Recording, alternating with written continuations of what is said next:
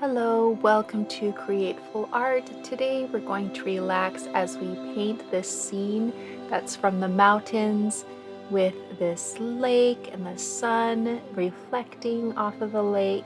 Let's escape into this forest while we paint.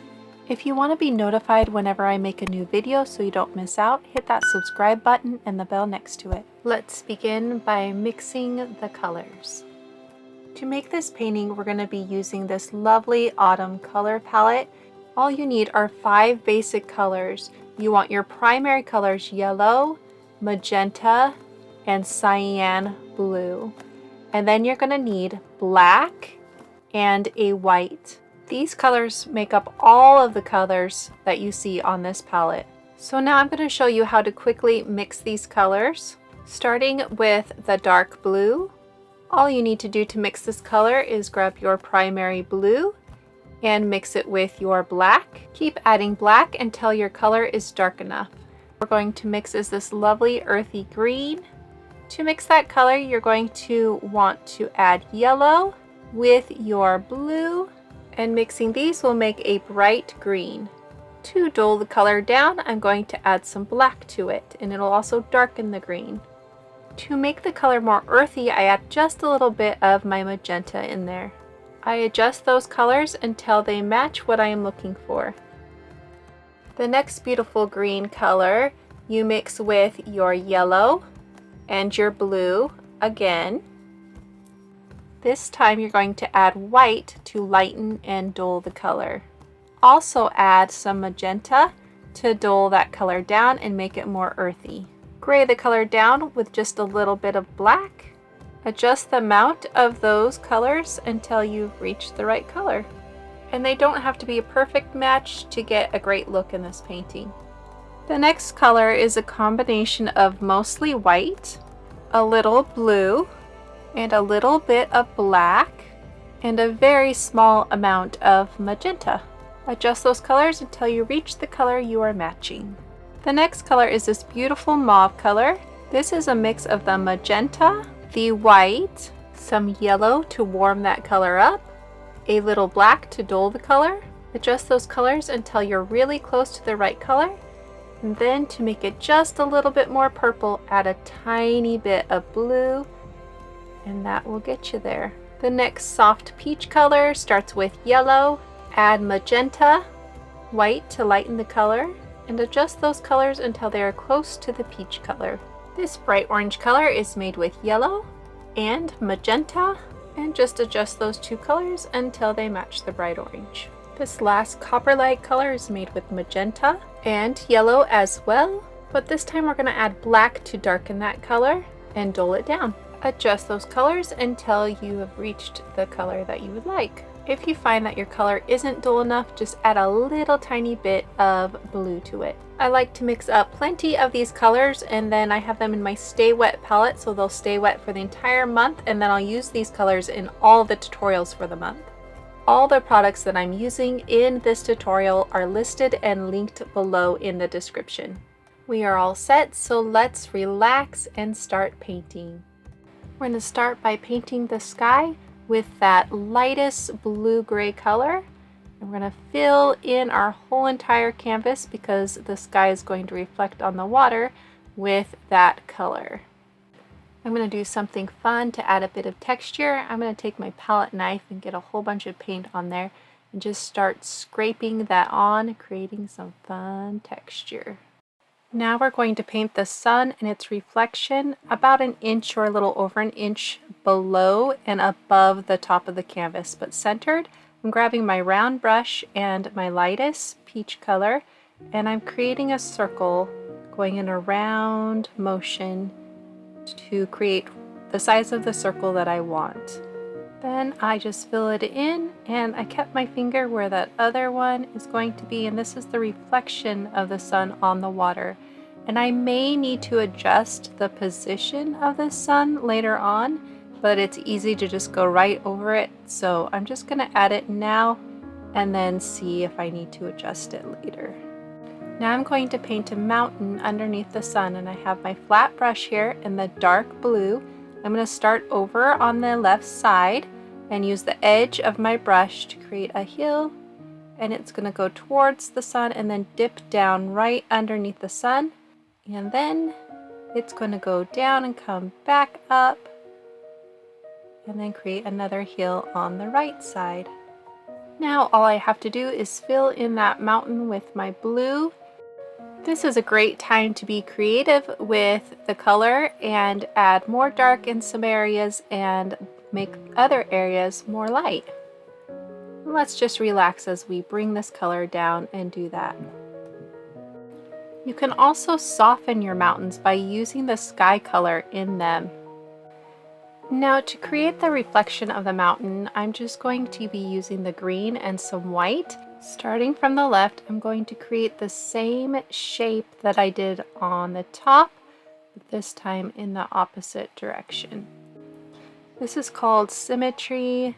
You probably learned that when you were young and you were painting a butterfly or coloring in a butterfly. And I am painting this green just because I want to use this color.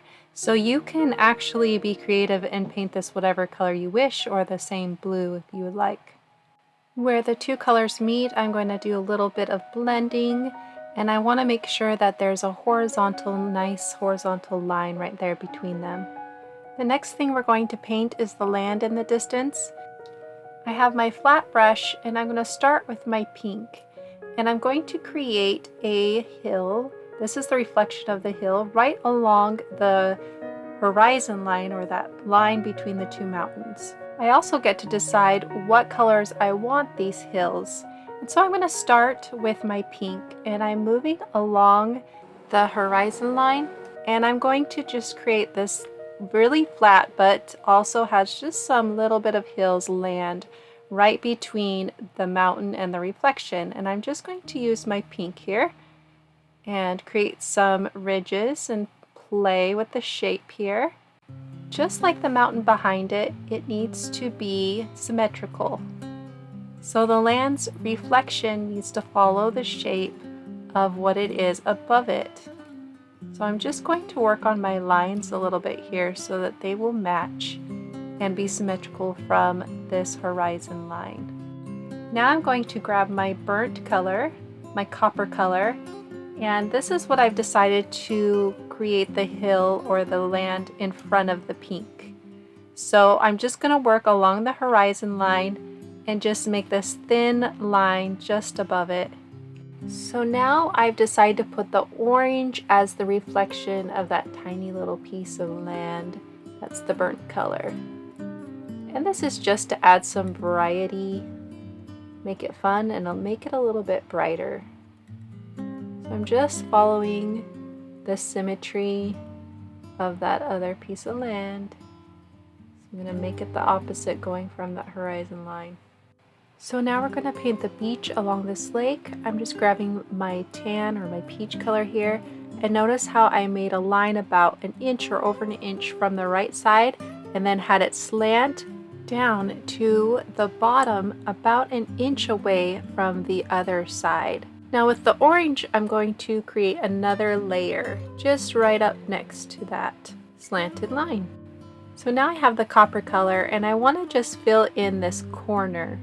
So I'm shaping this a little bit more, and then I'll fill in that spot that I didn't get with the copper with orange. And we're just filling in these areas with the solid color. And then later on, I can add more layers if I wish. So the next darkest color is the dark blue, and this is going to bring that cool color right up against this warm color. And I'm going to go through that copper color. The combination of those two colors also made it look very black. So right now I'm just taking that line a little bit further across and adding in just some sharp edges into this area of the land. So down at the bottom, I also want to have this little bit of solid part of land, just reaching down to that thinnest part on the bottom there. So the trees are going to frame the sun and its reflection. So I'm going to start here, and I'm going to break up these lines up here next to the mountains.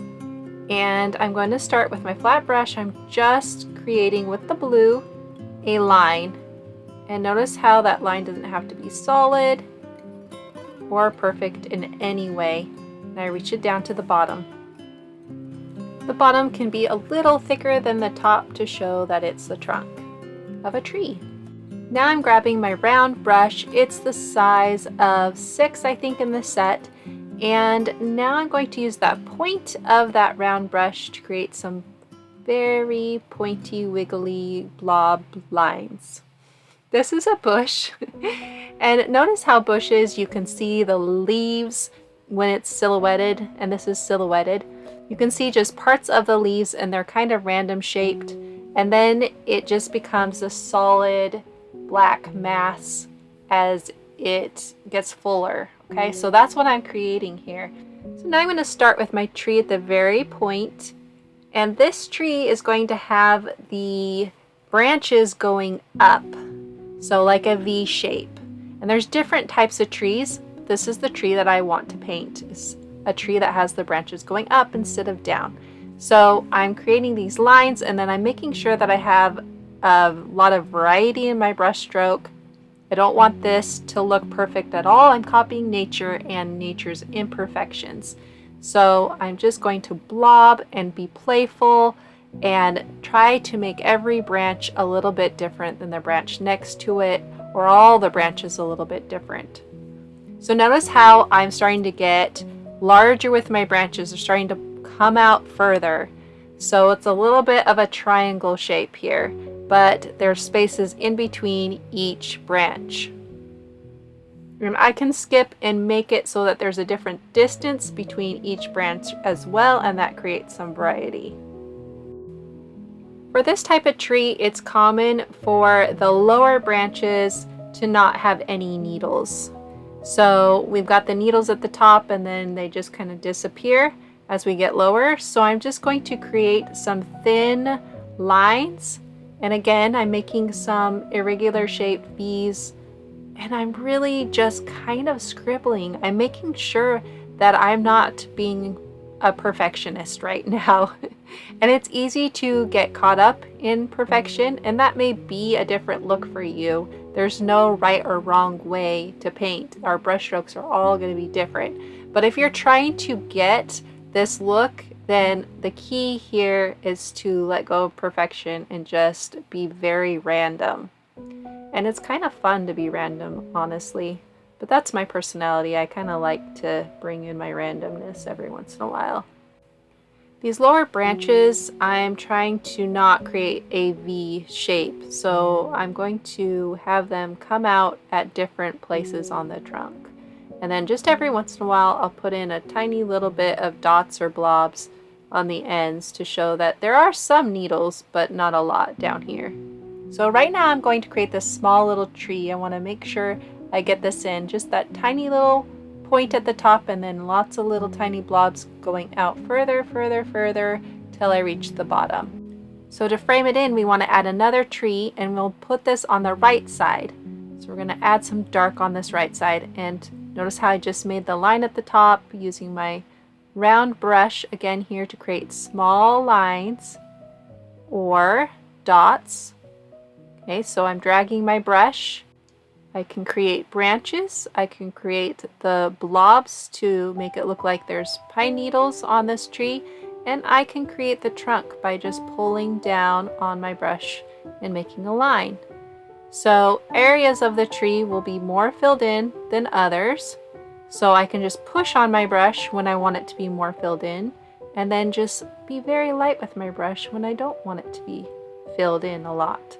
So now I'm going to create a different type of tree. So this one's going to have its own little brush stroke here.